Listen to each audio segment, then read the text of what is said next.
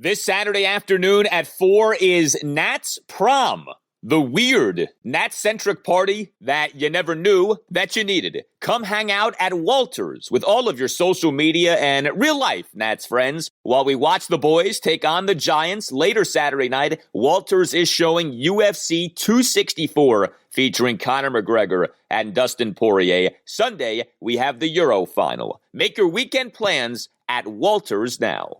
Walters is open until 2 a.m. This week, you and some friends can watch the Nats out west at Walters. David Martinez saying earlier today the swelling isn't completely gone, but he's able to swing the bat and put the glove on without any great discomfort. First pitch swinging and a fly ball to deep left field. This one way back, going, and gone. Goodbye. Into the second deck and straightaway left field on his first swing in 5 games. Bang! Zoom goes all-star Trea Turner. Now the 1-0. Swinging a line drive up the middle. Base hit center field. Rounding third, Escobar coming home. Grisham's throw to the plate is not in time. Josh Bell is 2 for 2, and it's now the Nationals 5 and the Padres nothing.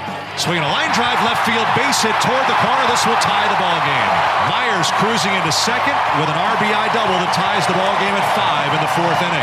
Josh Bell bats right-handed and hits one in the air to left center field deep. This one is way back there, may go, and the Nationals are in front. A home run for Josh Bell on the first pitch, and the Nationals lead 6-5. And welcome to Nats Chat for Tuesday, July 6, 2021, along with Nationals insider Mark Zuckerman of MASNsports.com. I'm Al Galdi, host of the Al Galdi podcast. Well, we are beginning taping of this installment of the Nats Chat podcast at 2:47 a.m. on Tuesday. We are fatigued, we are delirious, but we are delirious with joy because the Nationals won late on Monday night, 7-5 victory in Game 1 of a 4-game series at the San Diego Padres. Trea Turner was back, the former property of the Padres. And isn't it funny what can happen when Trea Turner returns to your lineup? And isn't it funny what can happen when Alcides Escobar is the leadoff batter in your lineup? I don't know how the Nats did it, Mark, especially given that Jon Lester was wretched again,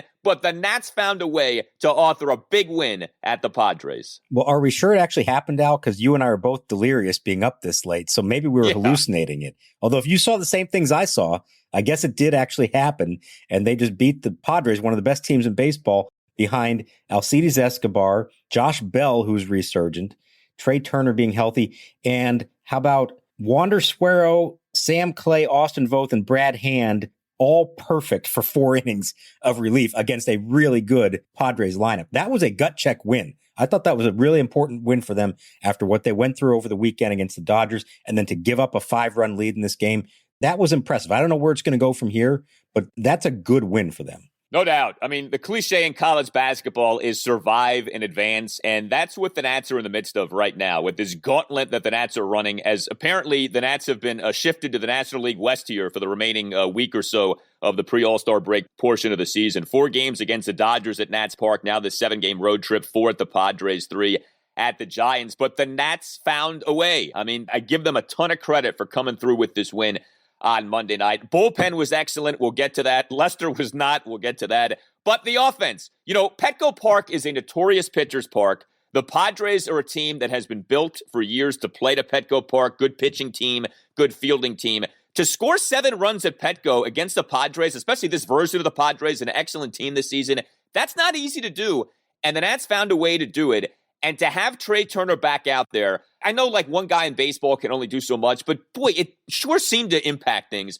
And I mean, literally, Trea Turner hit the ground running. The first pitch he sees in his first game back off missing all 4 of the games against the Dodgers over the weekend due to the finger injury, a home run and a bomb, a 1-out first pitch solo shot to left field, top of the first. Home run going a projected 410 feet per Statcast. He also had a 1-out single to center field that loaded the bases in a 4-run National second inning. He drew a 2-out, 8-pitch walk in the top of the 8th, despite having been down in the count at 1.12. I know that Trea was not the leadoff batter on Monday night, so he wasn't necessarily the igniter of the offense. That title goes to our guy Alcides, who we'll get to. But great to see Trea back, and great to see Trea off being named an All-Star for the first time, doing as he did on Monday night.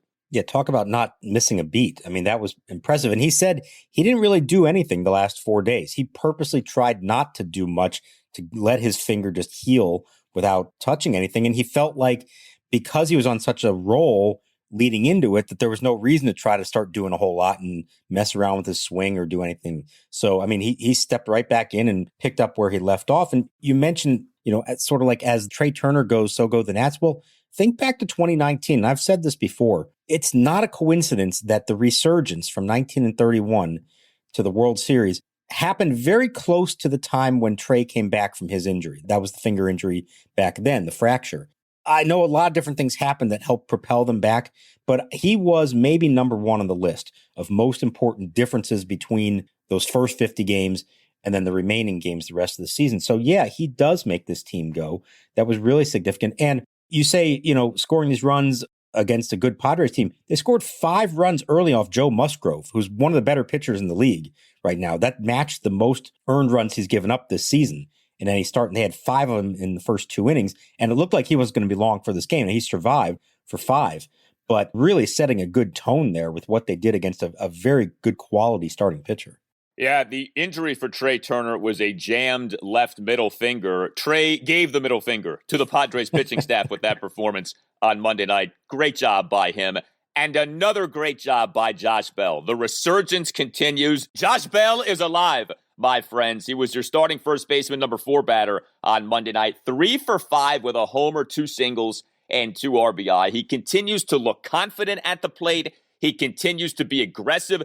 I don't know if he leads the Nats in first pitch hits this season. It sure feels like he's got a lot of those, though. 2-out first pitch single in the top of the first. 1-out RBI single up the middle in the Nats' 4-run second. And yet another instance of just really good contact being made by Josh Bell. And then the big blow. The 1-out first pitch, there's that phrase again, solo homer to left center field in the top of the 7th on a shot that went a projected 412 feet per StatCast. Josh Bell, of course, was mired in one of the worst slumps to begin a season that you'll ever see a guy be mired in. Josh Bell now on the season has raised his OPS by 311 points since the start of games in May. It's been a steady climb. It hasn't necessarily been some like Kyle Schwarber-like surge where over the course of just a few weeks, he completely transforms how you view a season. But Josh Bell entered the month of May with an OPS on the season of 464. He exits this game on Monday night with an OPS on the season of 775. He is now, it's taken a while, but he is now having the season that the Nats traded for him to have. This is exactly what the lead to my game story was, Al, and I don't even think you've read it yet because it's so late you were preparing for the episode. But I'm going to take it even further. It's May 13th is the key date for him when it all turned around. Prior to that point, he was hitting 133, 198 on base percentage, 289 slugging. Just atrocious. Okay. And because of that, his season totals just don't look very good yet. But now consider what he's done since May 13th. And we're talking almost 2 months. It's 44 games. Since May 13th, 314, 381 on base, and 564 slugging. This is who he is. Now, he may not keep that up for the rest of the season, but when it's all said and done, he's going to have total numbers that look very respectable. He's not just still like climbing his way out of this. He is really productive and has been for almost 2 months now. And boy, do they need it with Kyle Schwarber out. It's Trea Turner, Juan Soto, Josh Bell. Those are the 3 that are going to have to do it. Soto still isn't hitting for power, but Turner and Bell are getting the job done. And that's going to be critical for them for however long Schwarber's out. And perhaps we should add another name to that mix, Alcides Escobar. He was the Nats starting second baseman and leadoff batter in the 7-5 win at the Padres on Monday night. Yes, Alcides Escobar, who had not played in the majors since the 2018 season, who the Nats just acquired on Saturday for cash considerations from the Kansas City Royals. That Alcides Escobar was the Nats leadoff batter on Monday night. If you're like me and you see that lineup, you're like, what is Davey doing with this? But sure enough, Escobar comes through again for the Nats in this game. He finishes with 3 hits, RBI double, 2 singles, and an RBI sac bunt. 1-1 delivery. And a bunt try up the first base line. Fielded by Cronenworth. Shovel to the plate. Not in time. Robles with a headfirst dive past Caratini. on the safety squeeze laid down by Alcides Escobar.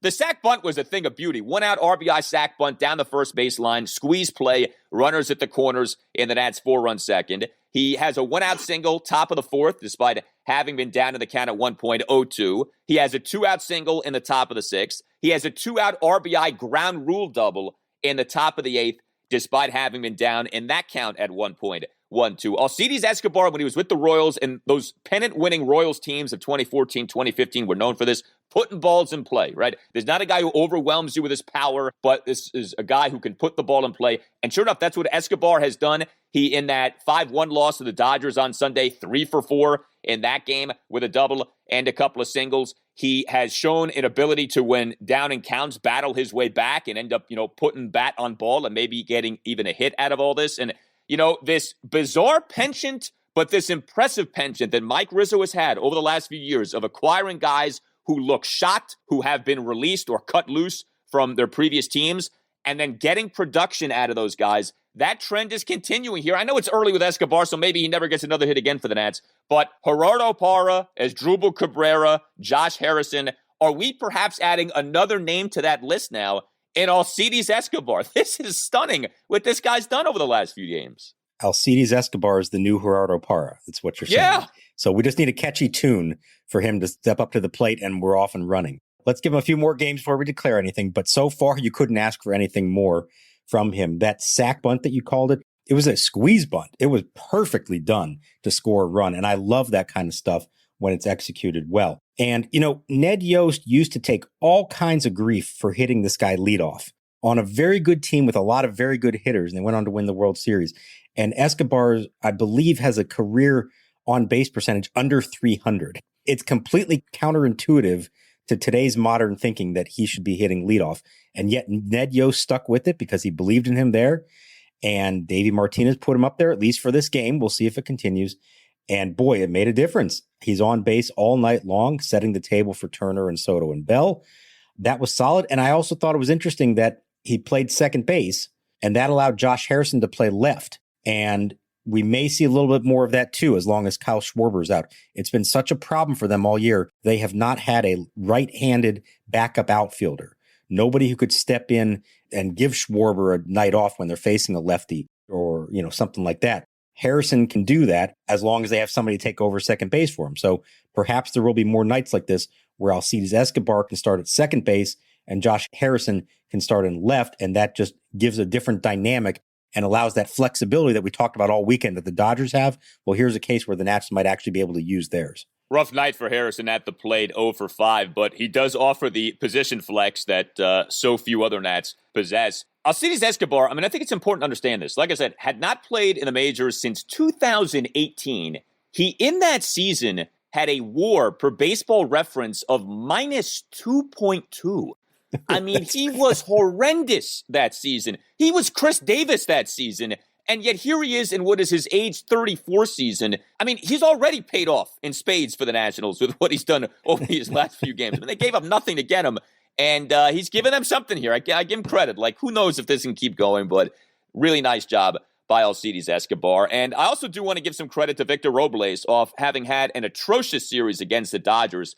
2 for 4 with a couple of doubles on Monday night. 1 out full count double to left field in the Nats 4-run second. 1 out full count double in the Nats 1-run eighth inning. So nice to see that. And also, Mark, Yan Gomes was back. I don't want to just take that for granted. You don't know these days, first of all, who's going to wind up being hurt on a given day. But you never know how long a guy might be out for. We didn't know that Trea would necessarily end up missing 4 games as he did. Yan Gomes only ends up missing the 1 game due to that hit by pitch from Joe Kelly on Saturday night. Yeah, it was important to get him back. And as we said, he probably wouldn't have started Sunday anyways, the early game after the night game, but he was banged up. His arm was sore, bruised. He was not able to throw on Sunday. So even if they needed him, he probably could not have played. So the fact he was able to heal up and be able to play on Monday night is a very good sign. And, they need him. I know he didn't throw a runner out. That was more on Lester, I think, than anything. Gomes didn't do a lot at the plate, but just his presence back there, I think, makes a big difference. And when your backup right now is Trace Barrera, because Alex Avila is out with 2 strained calf muscles, not 1, but 2, they're going to need to ride Gomes as much as possible here for the rest of this road trip and hope that he holds up. Yes, that would be backup catcher / second baseman Alex Avila with the bilateral calf strains right now.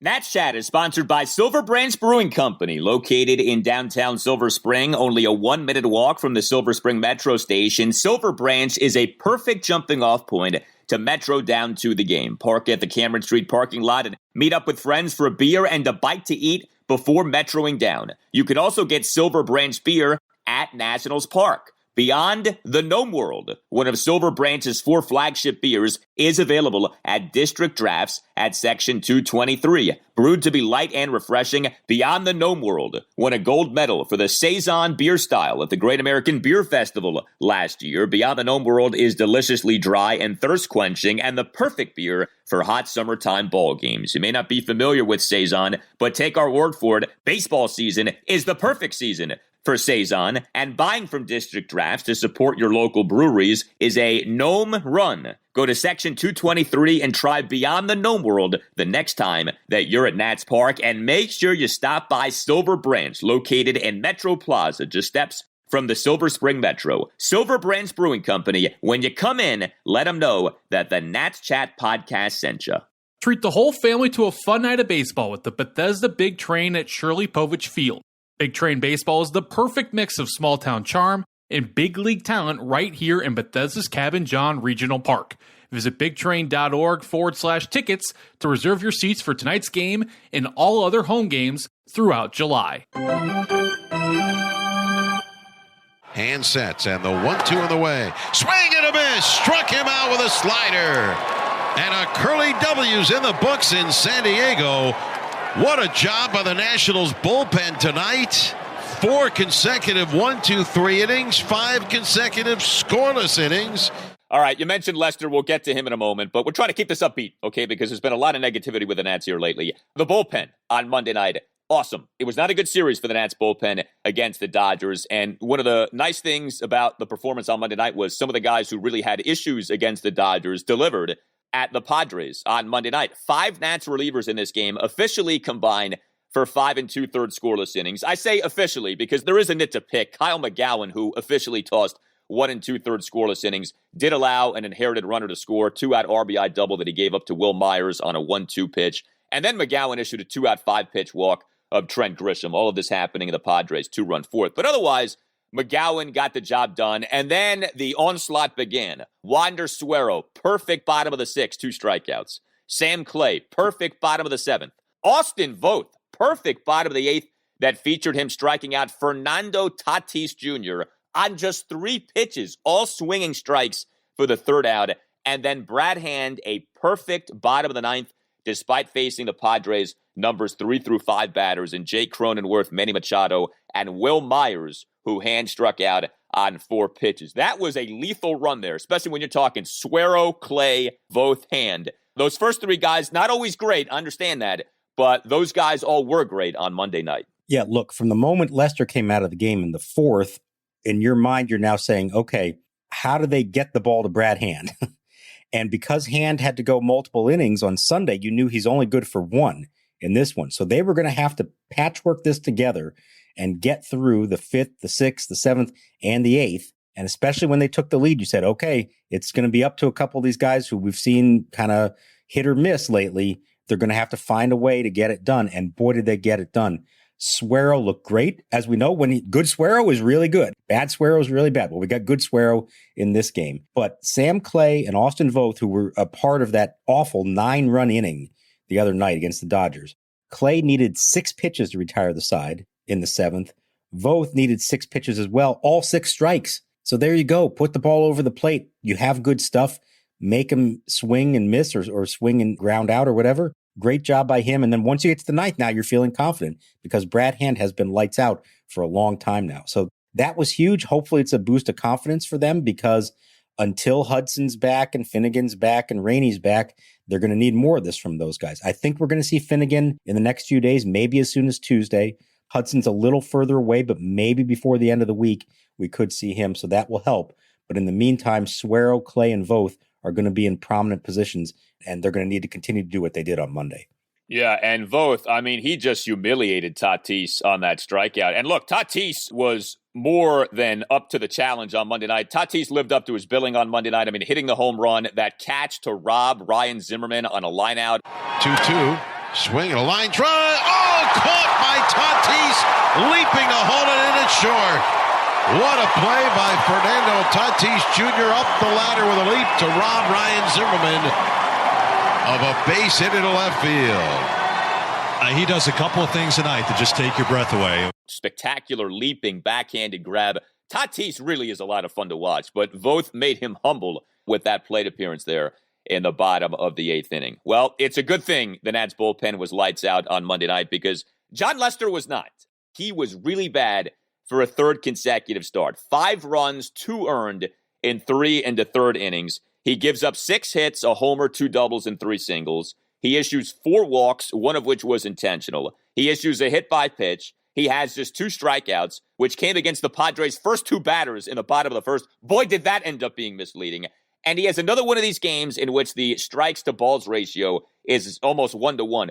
48 strikes versus 35 balls on 83 pitches. Now, he did have a 1-out RBI single in the Nats' 4-run second, so we must now all take back our criticism of Davey for using Lester as the pinch hitter over the weekend. But yeah, Lester, the pitcher, he wasn't Shohei Ohtani on Monday night. His pitching lacked a lot. The hitting was fine, but the pitching lacked a lot. He ends up, first of all, bottom of the first, scoreless inning, yes, but he ends up loading the bases with 2 outs, like a typical Lester thing. Gives up a 2-out single, followed by back-to-back 2-out walks. And then things unravel in a 3-run bottom of the 3rd, all the runs scoring with 2 outs. I know that the problem started with the fielding error by Starlin Castro, but this to me is another example of, are all of the runs really unearned in an inning like this? Lester completely falls apart. 2-out 5-pitch walk to Manny Machado, 2-out single to Will Myers, 2-out full count, bases loaded, hit by pitch to Trent Grisham, and then the 2-out 2-run double by Ha-Sung Kim, and then 2 more runs allowed by Lester. Bottom of the 4th, the 1-out solo shot by Fernando Tatis Jr., 1-out double by Jay Cronenworth, and then the run scores on the double given up by Kyle McGowan to Will Myers. Jon Lester's ERA is 5.34. It actually didn't change with this outing, which is pretty interesting. The whip is 163. He, over his last 3 starts, has allowed 17 runs, 14 earned, in 10 2/3 innings. Jon Lester should write a thank you note tonight to both Steven Strasburg and Eric Fetty, because if either guy was healthy right now, I don't know how Lester would still be in the rotation. Yeah, I agree. And that's going to make for quite an interesting decision whenever one of them comes back, because at this point, you cannot make the case that Lester deserves to be in the rotation over Paolo Espino, who is, in theory, the number 5 starter. Certainly when Strasburg and Fetty are both back, there's not going to be room for him. He's on borrowed time right now, and he's going to have to turn it around quickly to keep his job with them. Now, they may find a way to keep him around, and we'll see what they do. There's some different maneuvers they can make. But here, to me, is the stat that summarizes what's going up with Jon Lester right now. Over his last 4 starts, he is averaging more than 20 pitches per inning. You can't do that in this league. If he's either falling behind hitters or gets ahead of him like he did in this game, he's up 0-2 on some guys. Next thing you know, it's 3-2. You can't do that. You can't be successful. He's nibbling around. He's not trusting his stuff. Now, maybe if he throws it over the plate, it's going to get hit hard. So be it. If you're going to go down, that's the way to go down. You can't go down nibbling around the edges, hoping for calls off the plate. You're just not going to get it. And that was a painful start to watch. Like you said, the first inning, he got out of it, but back-to-back 2-out walks, not good. The 3rd inning after the error, the walk, the bases loaded, hit by pitch on a 3-2 pitch, just not good. And he knows it. He's frustrated by this. He knows he's better than this, and he knows that he is on borrowed time and he's running out of time to make something happen. But I will say this, Davey Martinez clearly knew what he was doing, pinch hitting Lester those 2 days. Wanted to get his swing down, let him see some pitches, be ready for his big moment, because he delivered in a big spot at the plate in this game. The Nationals dugout, especially the pitchers, going wild. Lester drives in his first run of the year. Well, I mean, you think about the great hitters in baseball history, right? Like Cobb and Gwynn, Carew, Lester. It's about timing. Exactly. You need to have your timing down, and Lester clearly got his timing down, so, it all makes sense now. Here's the thing. Lester was really bad the last 2 seasons with the Cubs. He's been even worse now so far this year. We kind of thought maybe during spring training he undergoes the parathyroid surgery. He had been feeling fatigue in recent times. You say, all right, maybe that helps him get back on track. I mean, no one has ever questioned Jon Lester's toughness, his competitiveness. The guy's a postseason legend, but he's a fading pitcher at this point. Like, that's just the truth with what he is. The hope when the Nats signed him was that they could maybe get 1 year out of him. And, this could be another one of these deals where the Nats sign a veteran and for at least one more season, he can be halfway decent. It's not happening. And barring some big-time turnaround, which I guess is possible. I mean, we've seen Josh Bell turn it around, so maybe Lester can too. It's just hard to have a lot of faith in it. I still go back to even when things were going semi-well for Lester. It wasn't that long ago his ERA for the season was under 4, but even then, it felt like a house of cards. The whip was sky high. He was putting a lot of guys on base. He wasn't generating a lot in the way of the strikeout, and it just didn't seem sustainable. We talked about with Joe Ross, how Ross's recent run seems sustainable because he's getting all these strikeouts. He's not issuing walks. These aren't phony good starts that Ross is putting forth. It was kind of phony what Lester was doing with that ERA under 4. And he's been exposed here over these last few outings, and it's tough. I mean, you feel for the guy. He's trying, but it just doesn't feel like when he pitches, you have much of a shot at getting anything more than 3 or 4 innings, and you kind of close your eyes at what could be coming over those 3 or 4 innings. But for now, because you got Strasburg and Fetty injured, and because the minor league is not really exactly oozing with starting pitching options, I don't think Lester's going anywhere in this rotation, so we'll see what ends up happening. Now, when it comes to what's next for the Nationals, Game 2 at the Padres, Tuesday night at 10:10, we don't know who the starting pitcher is yet, now do we? No, we do not, and this was interesting. Originally, we would have thought they'd be on normal rest, and it would be Patrick Corbin on Tuesday and Max Scherzer on Wednesday and Paolo Espino on Thursday, and then shortly before the game, they announced that Tuesday was TBA and that the other guys are going to get an extra day off. I think they came to realize that this stretch of 20 games in 20 days to close out the first half is taking its toll on them and that they could probably use a little extra rest. And so Corbin and Scherzer in particular are going to get that. Now, remember Max's last start, and we said they didn't push him to go another inning because he knew he was going to be making another start on normal rest without an extra day off. Well, it turns out he is getting the extra day off. So maybe that's a sign of, okay, we want to make sure that he can give us 110, 115 pitches to close out the first half of the season. Maybe that's something to it. The problem is now they got to find a starter for Tuesday. Now, Davey hinted the only name he dropped before the game was Jeffrey Rodriguez as an option, but he wanted to see how this played out. Obviously, they had to use a bunch of relievers, so that doesn't help the cause if you're going for a bullpen game. And he did say afterwards that there are going to be roster moves, and he said moves, plural. Mark, I could tell you right now, it'll be a conversation for tomorrow with the pitchers. Hopefully they'll all be good to go. And we got to make some roster moves. We haven't decided yet, so I'll make that announcement tomorrow. I don't know who that is, what that means exactly. But I think if nothing else, they understand they need some fresh arms. Maybe Kyle Finnegan is one of them in terms of late inning relief. But as for who's going to start the game, I guess I'm going to guess it's Jeffrey Rodriguez, but maybe there's something else in the works right now. Do you think they'd cut Lester? No, I don't think, again, because Strasburg and Fetty are not back yet. And Lester would need to make another start, I think, in San Francisco this weekend. So they can't even get to the All-Star break without that. So, no, I don't think so. And you do that and first of all, it's a bad morale move for the clubhouse because he's such a popular guy and so well respected.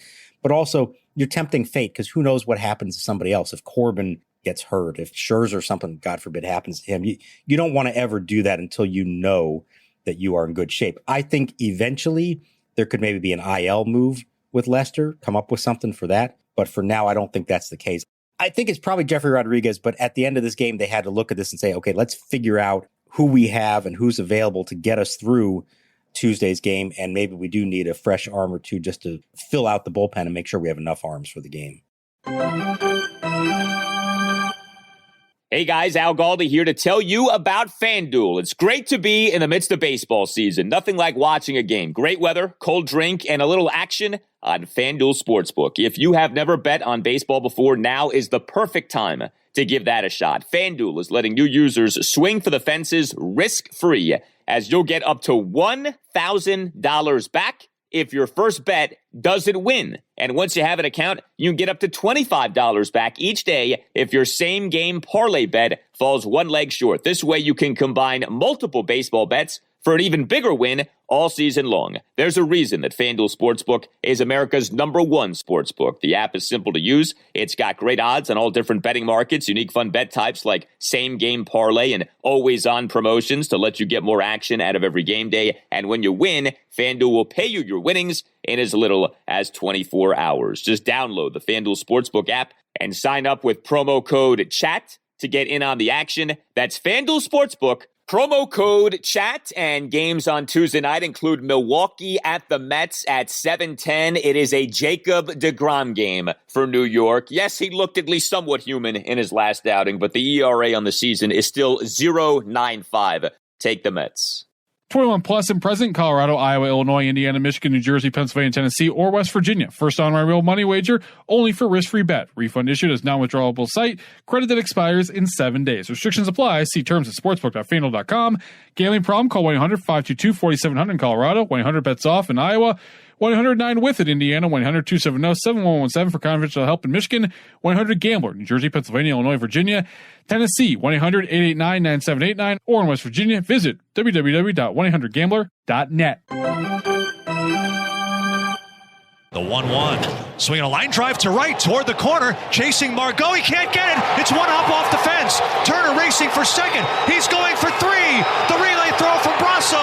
The head first dive. He is safe. And Turner is hit for the cycle on his birthday. You can always email us at the Nats Chat Podcast. The email address is natschatpodcast@gmail.com. We've gotten a couple of emails on this issue, and with Trea Turner back, I thought we could work this into the mix here. Mike August wrote us a good email on this. John did as well. Basically, the idea being Trea Turner getting injured, trying to get that triple, and he successfully got that triple in that game against the Rays in which Trea hit for the cycle, but getting injured, sliding head first into third base and injuring the finger. And the basic question is, guys seemingly get hurt sliding head first a lot. Why do guys keep doing this? Is this not coached out of them?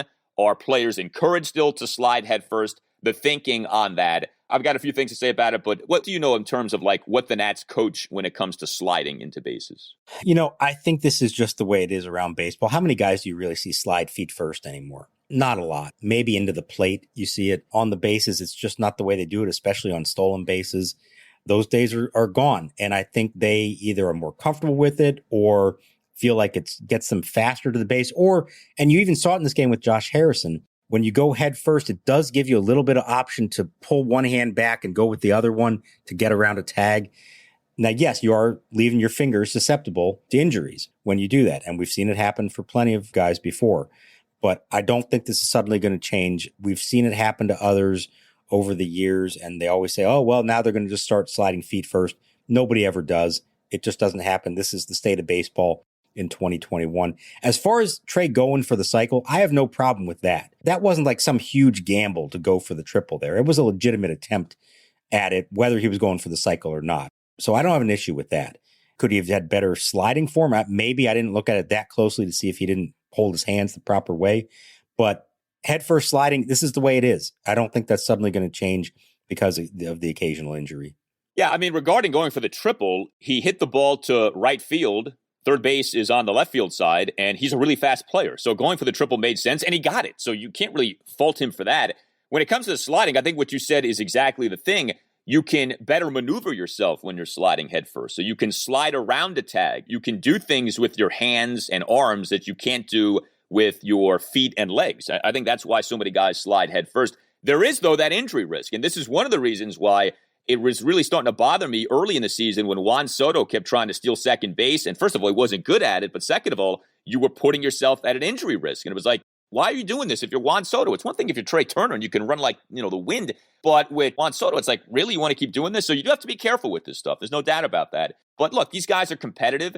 And I don't know why it is, but when you're running and you have to slide, it does feel more natural to slide head first. It doesn't feel, I remember when I played and I was terrible, but it never felt natural sliding feet first. It always feels more natural sliding head first into a base. You know who had a nice feet first slide into the plate in this game? Jon Lester. Lester tags, he's coming on down the line, and he slides across the plate, even though there isn't a play. Completely unnecessary because there was no play at the plate, but he still slid in very nicely, pop up right through the plate.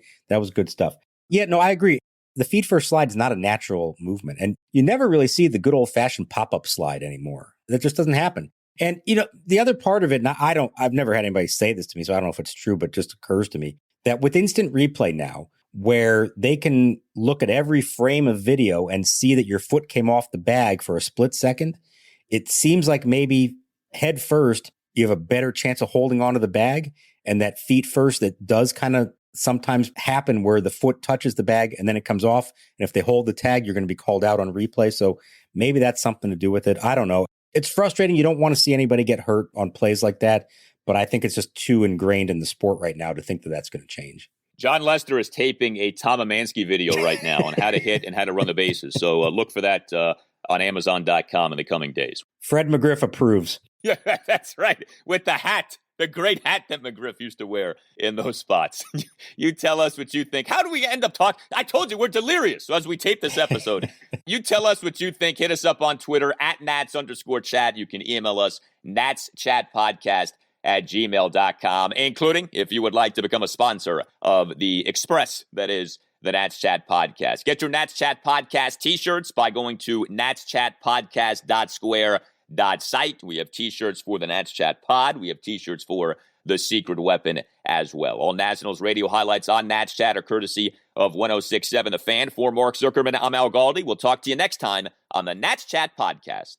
Arm strength, quickness, agility, and body control. The essential elements of the winning defensive baseball player. And with Coach Emanski's Defensive Drills video, you'll learn the amazing training secrets of America's finest baseball school. The Defensive Drills video features revolutionary training techniques developed by professional scout and instructor Tom Emanski. Techniques that get results, producing baseball world's back-to-back-to-back AAU national championship teams and even a gold medal in international competition. In a recent review, Collegiate Baseball Magazine exclaimed, with Coach Emanski's techniques, the future of baseball is here today.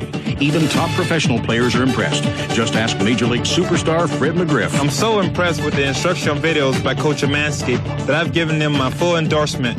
When you watch them, you'll know why. The Defensive Drills video is available now for immediate shipping. It makes a great gift and benefits players of all ages and ability levels.